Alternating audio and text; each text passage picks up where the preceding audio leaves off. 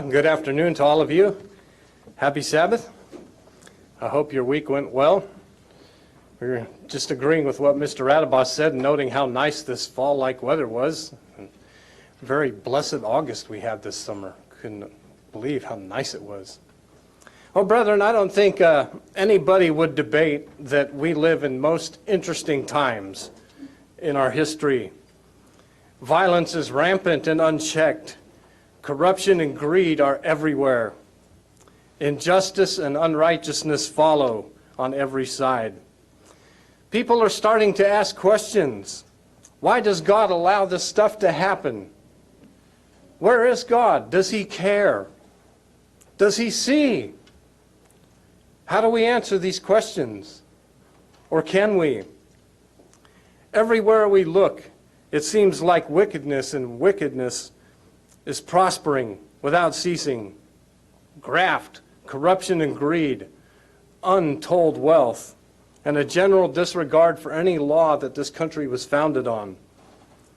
Justice is at the whim of federal judges who legislate from the bench and are virtually unchecked. Achieving real justice these days is becoming somewhat of a lost cause. Where is God? It's a question I asked to open today. Where is God? I'd like to offer you a little encouragement today and some hope from one of God's loyal and faithful servants. And he has answers to most of the questions I ask, and hope and encouragement for all of us. We're going to look at his word today. We're going to go to Psalm chapter 73. Going to do the one chapter sermonette today, Psalm 73. Give you a second to get there. Psalm 73 opens this way. Truly God is good to Israel, to such as are pure in heart.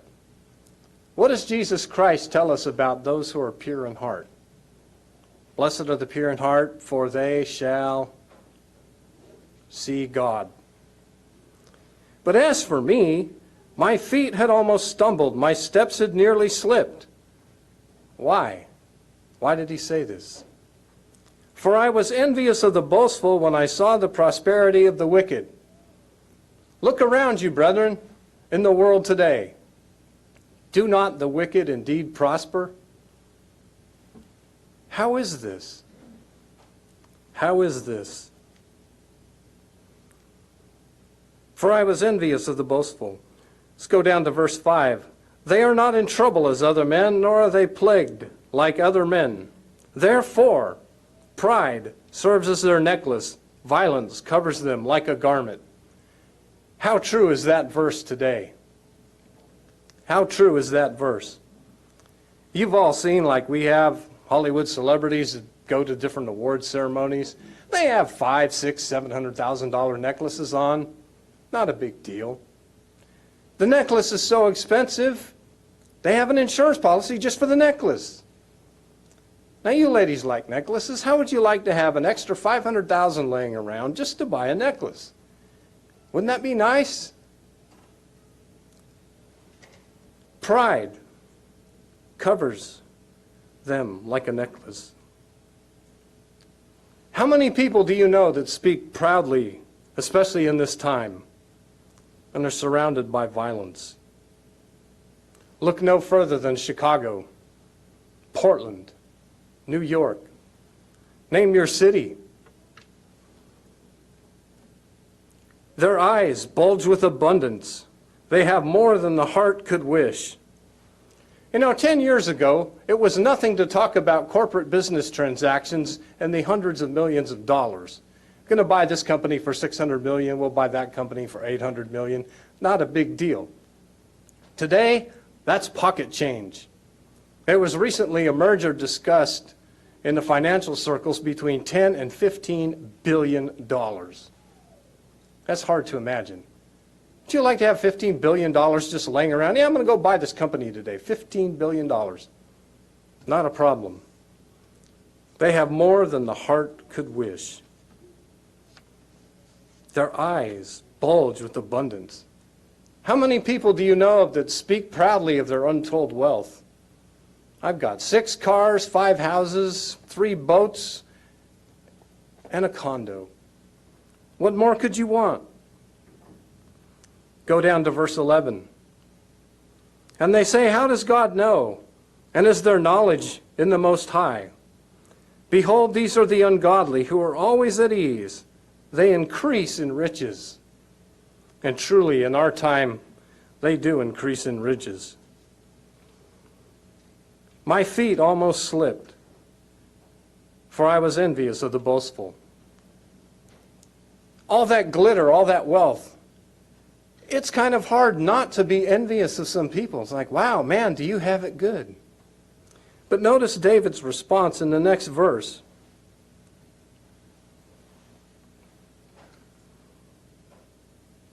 In verse 13, surely I have cleansed my heart in vain and washed my hands in innocence.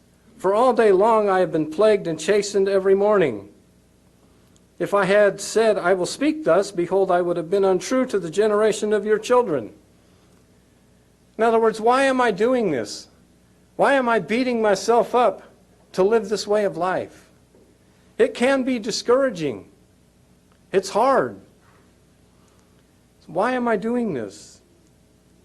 When I thought how to answer this, to understand this, it was too painful for me. David himself is saying, how do I answer these questions? How does this work? And then begins his answer in verse 17. From verse 17 to the end of the chapter is David's encouragement. Until I went into the sanctuary of God, then I understood their end.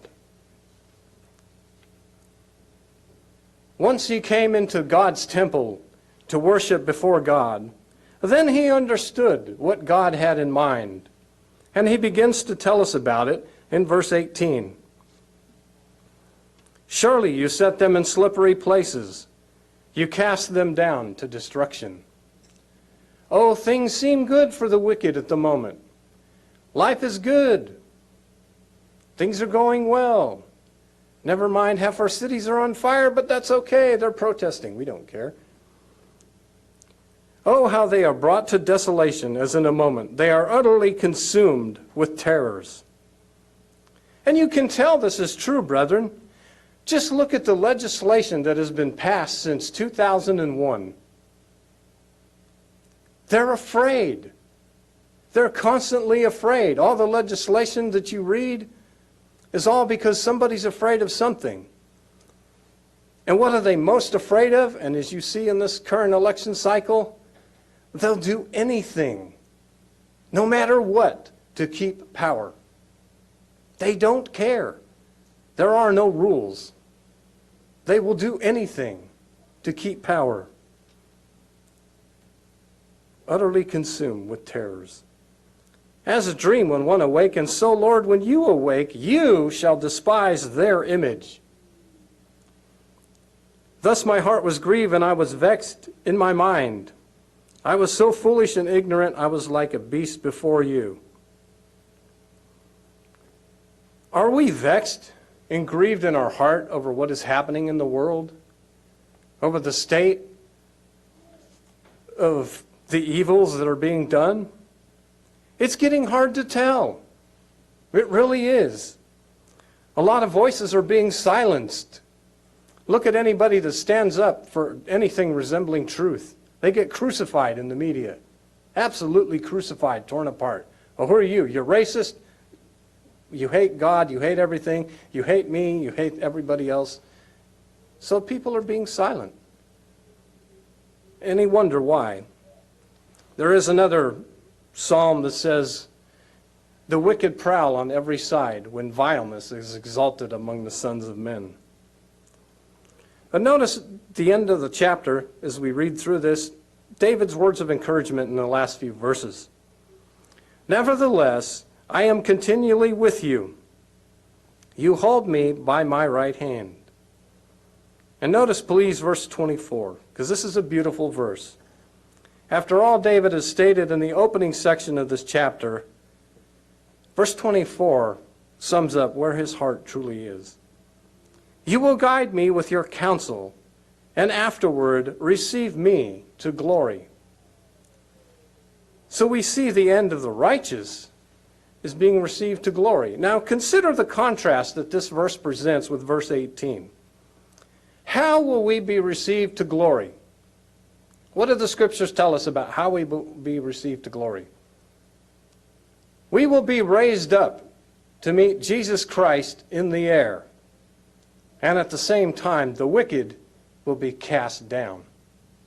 See the contrast? We are raised up to glory. The wicked are cast down.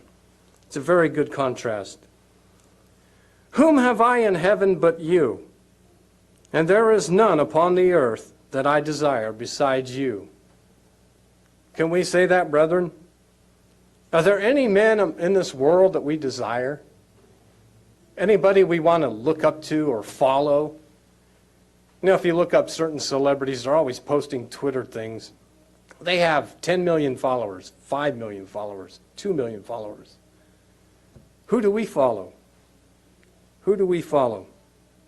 Is there anyone on this earth that we desire more than God? Hopefully not. My flesh and my heart fail, but God is the strength of my heart and my portion forever. We might grow weary, but even so, God is our strength. You can note Psalm 31 and verse 24 with this verse. It says, "Be of good courage, for he shall strengthen your heart." God will indeed strengthen our heart, brethren. Notice verse 27. "For indeed those who are far from you shall perish. You have destroyed all those who desert you for harlotry."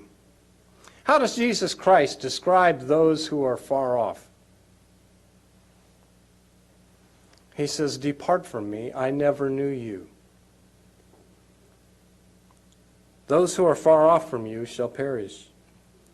Verse 28, "But it is good for me to draw near to God. I have put my trust in the Lord, that I may declare all your works." Do we see what God is doing? Do we see God's hand in our lives?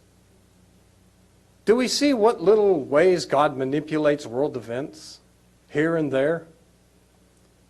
I don't know if you guys noticed or not, I think it was 2 weeks ago, Israeli jets from the Israeli Air Force flew for the first time in German airspace. That's a nice, interesting little tidbit. Then you have this whole thing with the UAE and the Gulf and Israel and starting to make peace with the Gulf partners. Little manipulations of little world events. Just don't even make the news hardly. God is at work.